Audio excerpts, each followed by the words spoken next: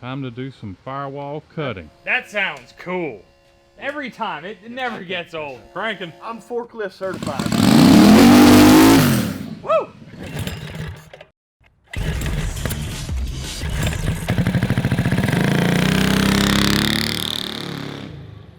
What's up, everybody? Welcome to Cars and Cameras. In the last episode of our turbo nitro methanol Predator 670 rail build, we cut a hole in the frame and installed this porthole so it could fit our new drive unit off of a Polaris RZR 1000, capable of holding about 150 horsepower. It looks great, except our belt came in and we realized it was too long, and we can't get a shorter one while keeping the same width.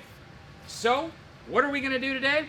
More frame modifications. We're gonna be cutting a hole in our firewall so we can move our secondary pulley back, tensioning our belt, and hopefully by the end of the episode, we're gonna be doing a burnout out of the shop with our new drive. I promise, because I'm going to drive. You better call the garage door people. Okay, so let's get it done. So I've been granted the task of cutting the firewall, so I need to get this beautiful drive system out of the way, and we're going to cut an H in the firewall, but more on that later.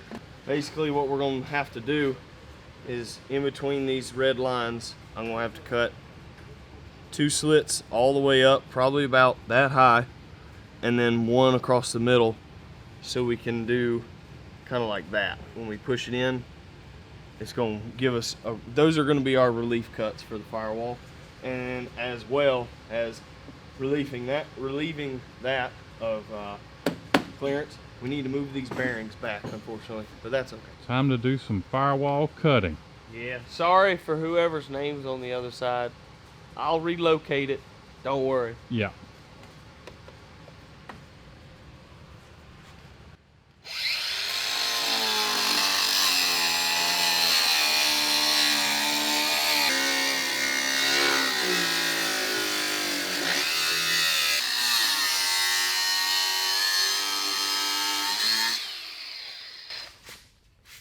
The only thing that bums me out about cutting like this is I'm getting my brand new t-shirt dirty. And if you want yourself one just like this, go to CarsandCameras.com. It's our new Mini Mayhem t-shirt. Get them while supplies last. So now Charles is cutting out the old hangers from the jack shaft. He might have gone a little bit more than just tack welds. So now that I have the firewall relieved, let's see if we can get something out of this belt. Oh yeah, that's it. Oh, dude. that's it. That's it. So we got more than we need room-wise. So the belt's tight? The belt is tight. Oh, okay. So, I mean, not bad, but it's in there. Not bad. You know, it'd be sand in your foot. Yep. And Okay. what we're going to do is we're going to set up this secondary where we want it, and then we're going to hammer that firewall back in as much as we can because we don't want too much. That's basically like our transmission tunnel. Yeah. All right. Well, let's get the massaging. All right.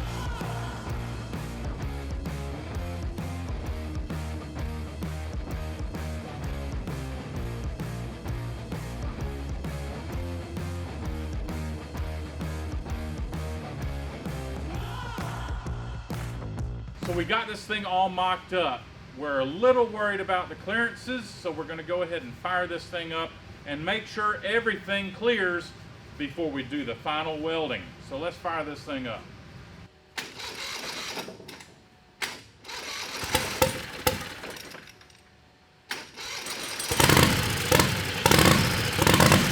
Remember, it's going to be really rich. It's going to have tough idling.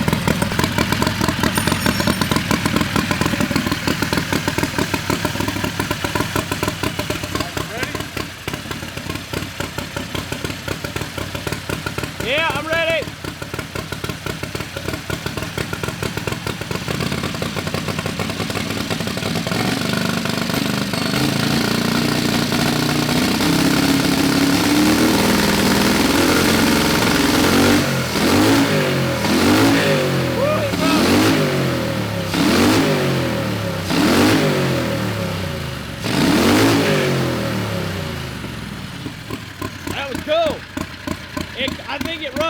bit. There is no reason a lawnmower engine should sound that good. Yeah. You heard it from the man upstairs. I think we need to move this engine a little bit more forward. Tighten the belt up a little bit. Tighten the belt up a little bit. Okay.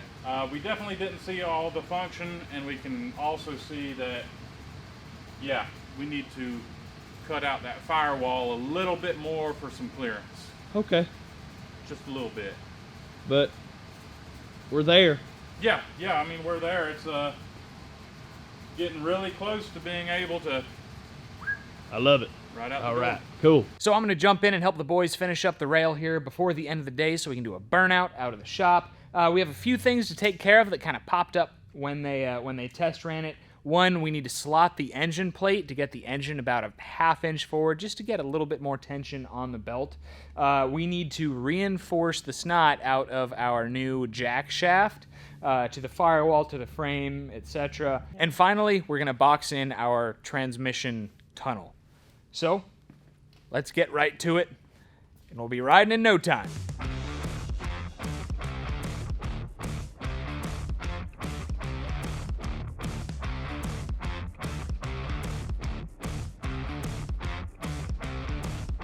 The porthole is finished up. It's been painted black. We're waiting on more green paint. Basically, everything in this driveline has been changed, so it's time to fire this thing up and just run it and make sure that we don't have any clearancing problems we need to take care of before we fire it up and run it out of the shop. I feel like I'm in the danger zone. I'm gonna get out of the cage. Yeah, dude, get out the cage. Here we go. All right, go for it.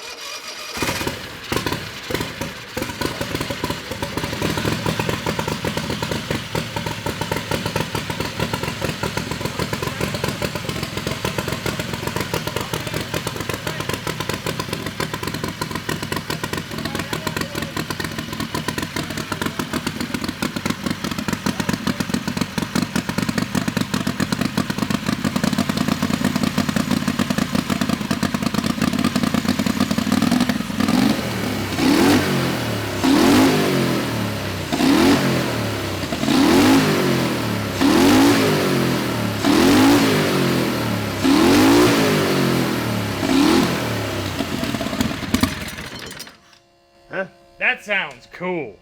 Every time. It never gets old. So we needed to adjust that lock collar. It didn't look like that driven pulley was going that way. Good. Okay. So I think we So can we can go ahead and bring it over some more, and then we'll crank it up again and Try run it and check things out again. It sounds good, and it's working. Yeah. yeah. Yeah. It's Absolutely. looking pretty good. It doesn't look like this rear pulley's moving too much. It did come over my way some. And you were worried about it hitting our bracketry I'm over still here. glad we cleared it though. Okay. Well, yeah. So let's make that adjustment, and we'll crank it up and run it again. And we're Take a pumping look. oil through the turbo. 'cause Oh, yeah, this it's is hot. So So yeah, and I didn't even give it all it had. It's still Yeah, got it's- more gear. More sweepage. I'm hoping we got the gear ratio okay. It doesn't look like the tires are turning that fast. well, we're gonna find out at the drag strip, I guess, because we're gonna bring a bigger gear and some more chain. Actually, we're gonna find out when you go to launch it out of here. Oh yeah, that's right. Yeah. So John, didn't it look like the tires weren't turning that I was fast? gonna say it looked like our gear's a little short, but we'll find out here in a minute. Yeah. All right, we good?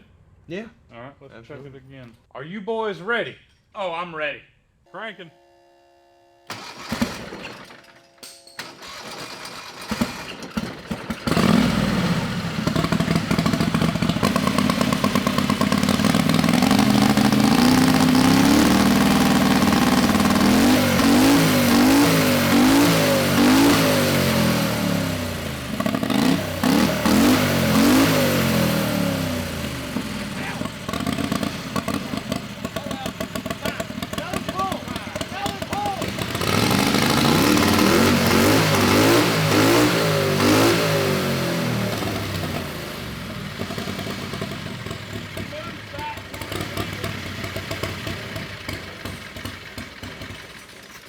Either we leave it where it is or just a little bit tighter. I think we can just go tighter? to keep the key in. To keep the key in? Cool deal. So, Yay! I feel pretty good. I do too. I don't feel good about the gearing. Oh. But we're going to really find out when it goes out the door. Like, okay. You know, the tires could be deceiving. So you're thinking if I do a really, really fast launch, it's too short? Or too, yeah. I think it's going to be, we got a 391 gear in it rather than a 373. We got a 411 gear in it. Yeah. Okay, I see what you're saying now. All bottom end. All right, like I said in the beginning, I'm going to be doing the test burnout. Or launch. Make it good, Charles. Yeah, I've never driven this thing before. But I'm forklift certified, so don't worry. One more thing we just need to note before we do this is that we actually noticed that our new driver off the Polaris RZR is a press fit. It's tapered, right? Yeah. So it has no key and no keyway like our regular setups do. So we need to make sure it's not going to spin on the end of the crankshaft. So we actually marked on the engine case, or we marked on the crankshaft, and we marked on the back of the driver so that when Charles launches, if those marks are no longer lined up, we can tell that, well, we had some slippage and we need to figure something else out. It's rated for like 150 horsepower, and we're only making like 70. Yep.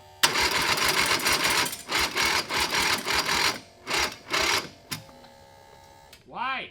All right, so we're having problems with this thing cranking up. The only difference we've done is added the chain and tire. That's about it, and it's been cranking up until then.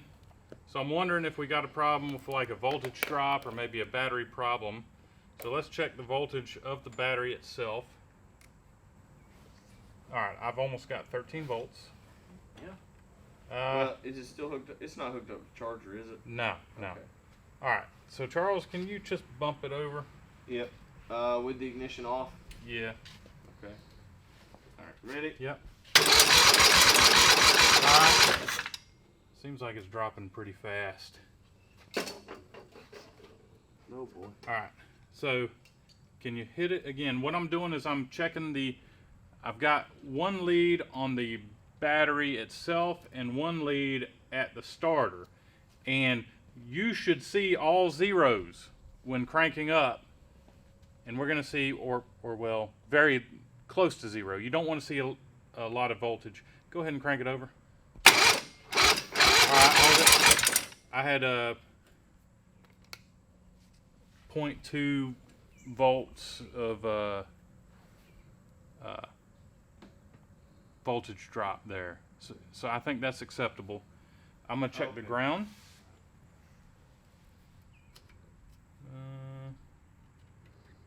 Charles, can you hit it again? Yeah. Okay, I got a half a volt there. That's starting to get unacceptable, but I don't think it's bad. And I've got a loose connection here. The voltage drop is okay. I'm going to check the voltage going to the starter, going in and going out to the. Anyhow, I got 12.5 volts. Charles, hit it. Okay. Okay, I'm getting 8 volts here. Yeah, hit it again. All right, hold it. That's like 8 volts. I bet you this battery is junk. Really? Yeah, let's see. Charles, hit it one more time. All right. It's all the way all the way down to 8 volts. I don't think that's good enough. So do we have a battery that's too small? It's been cranking it up without a problem. Yeah. That's the thing. Yeah.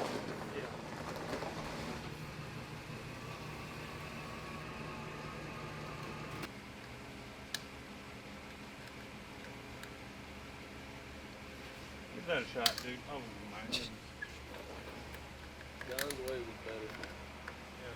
Go ahead and give it a shot. Alright. I'm telling you, I think something's binding it. It's like you're trying to start something without the clutch being pushed in. Yeah. Starter's bad. Ran great all day. Where are we gonna get started? This thing's, dare I say, cursed?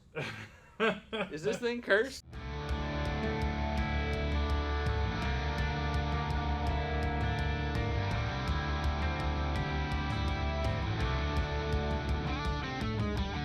So we got our Charles remanufactured starter. It's back in there. It's been, well, remanufactured. Yeah. Let's see if it works. All right. Foot off the brake. Fuel pump. Yep. Ignition. All right.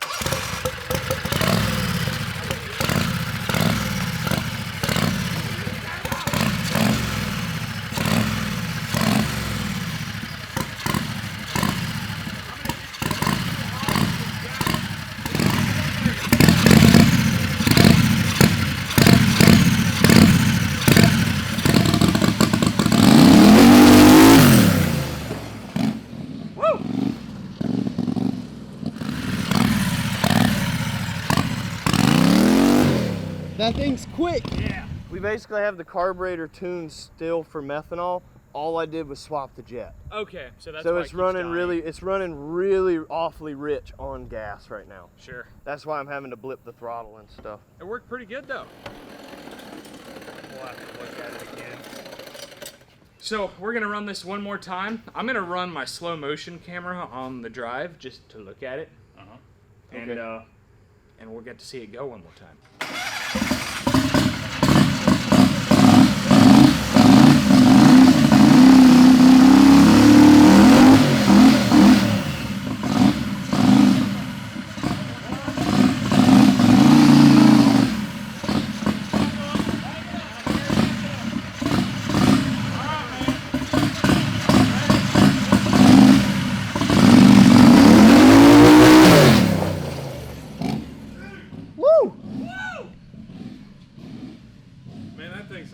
It sounds freaking awesome. It's a lawnmower engine.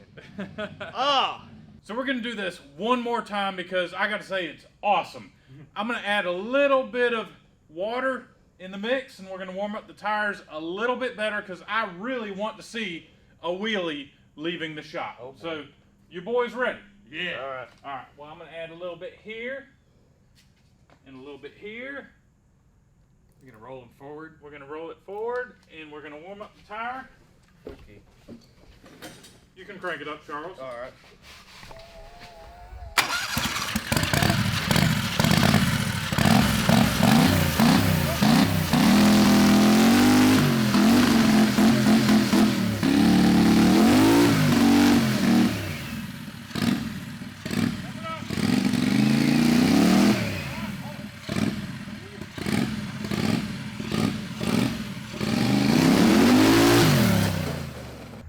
There's like one spot that gets hit pretty good with these seats.